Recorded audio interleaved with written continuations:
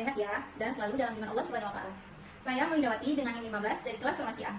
Replikasi DNA adalah suatu proses pengadaan DNA sebagai materi genetik makhluk hidup. Proses ini sangat penting dalam tahapan pengembangbiakan pembelahan sel, yaitu pada fase S, materi DNA yang telah digandakan kemudian akan dibagi masing-masing anakan sel yang baru. Perlu kita ketahui bahwa struktur DNA berupa double helix yang terdiri atas dua rantai untai polimer DNA yang saling berpasangan secara komplementer. Dalam berpasangan, adenin berpasangan dengan timin, sedangkan guanin berpasangan dengan sitosin. Adapun terbentuknya pasangan tersebut dikarenakan adanya ikatan hidrogen antara kedua jenis basa. Mengetahui susunan dan pasangan DNA ini penting untuk mempelajari bagaimana diduplikasikan atau digandakan. Proses replikasi DNA membutuhkan penguraian terlebih dahulu terbentuknya double helix. Nah, selanjutnya di samping ini teman-teman bisa lihat nih. Ada dua protein yang berperan dalam pemisahan rantai double helix, yaitu yang pertama DNA helikase dan single strand DNA binding protein. DNA yang telah dibelah dari struktur double helix dapat membentuk gulungan yang mengganggu proses replikasi. Dengan adanya SBB akan dapat tetap lurus sehingga memudahkan proses replikasi. Proses replikasi DNA tidak perlu menunggu struktur double helix ini terbuka seluruhnya. Ketika sebagian dari DNA mulai membuka, maka proses replikasi ini dapat dimulai. Apabila kita membayangkan, maka bentuknya seperti garpu, yang mana kedua untai ini memiliki orientasi yang berbeda satu sama lain. Satu untaian DNA template berorientasi 3 aksen ke 5 aksen, dan sebaliknya juga. Jadi, di garpu, replikasi ini tempat terjadinya kegiatan utama proses replikasi. Selanjutnya, kita akan membahas tentang sintesis protein. Kita sebagai manusia harus menerapkan hidup sehat. Agar tetap sehat, kita membutuhkan banyak zat. Salah satunya adalah protein. Sehingga, protein harus dibuat di dalam tubuh kita. Pembuatan protein ini dikenal sebagai sintesis protein. Tapi, teman-teman tahu nggak sih mengapa tubuh kita itu membutuhkan protein? Jadi, protein memainkan peran penting dalam tubuh kita. Di antaranya adalah transportasi zat, pembentukan enzim, dan berperan dalam kekebalan tubuh. Dan masih banyak yang lainnya. Itulah, kita sangat membutuhkan protein.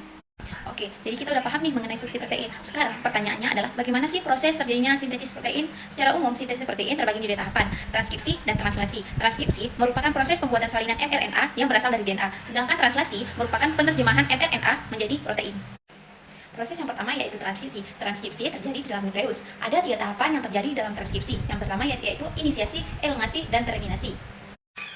Saat terjadi transkripsi, DNA terkandung dalam nukleus akan dihampiri oleh RNA polimerase. Inisiasi terjadi saat RNA polimerase melekat pada daerah promotor gen. Pada saat itu, RNA polimerase akan membuka ikatan DNA yang akan memulai pembentukan mRNA melalui cetakan DNA template.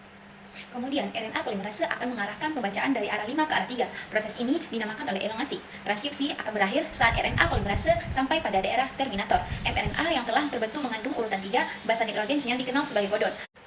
mRNA yang akan meninggalkan nukleus melalui pori-pori nukleus menuju sitoplasma untuk memulai translasi. Setelah menyelesaikan tahap transkripsi, mRNA yang berada di nukleus akan berpindah ke sitoplasma yang merupakan tempat ditemukannya ribosom dan dilanjutkan dengan tahap translasi. Sebagaimana yang kita ketahui, mRNA mengandung 3 jenis basa nitrogen yang disebut dengan kodon. Sehingga, poin yang harus diingat adalah translasi merupakan proses penerjemahan mRNA untuk dibuat menjadi protein. Hal yang harus diingat dalam translasi adalah pairing rules atau aturan memasangkan basa nitrogen pada translasi. A pada mRNA akan berikatan dengan U pada tRNA.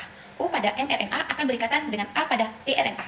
G pada mRNA akan berikatan dengan C pada tRNA. Dan C pada mRNA akan berikatan dengan G pada tRNA. Sama halnya dengan transkripsi, translasi juga memiliki 3 tahapan, yaitu inisiasi, elongasi, dan terminasi. Tahap inisiasi dimulai saat ribosom subunit kecil terikat pada mRNA. Ribosom subunit kecil ini akan bergerak dari arah 5 ke arah 3.